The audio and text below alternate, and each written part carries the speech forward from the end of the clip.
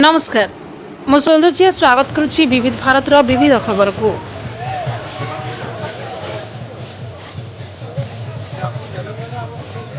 गतकाली भुवनेश्वर विजु पट्टनायक आंतर्जातिक विमान बंदर पहुंची महामहिम राष्ट्रपति द्रौपदी मुर्मू विमान बंदर पहुंचा पर राज्यपाल और मुख्यमंत्री समेत अनेक वरिष्ठ अधिकारी बुके दे स्वागत कर।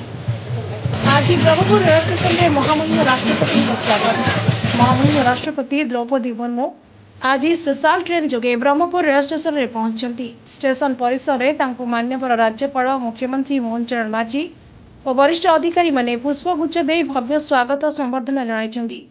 ए स्वागत कार्यक्रम पर स्टेशन में सांस्कृतिक दलों नृत्य सह कड़ा सुरक्षा व्यवस्था ग्रहण कर।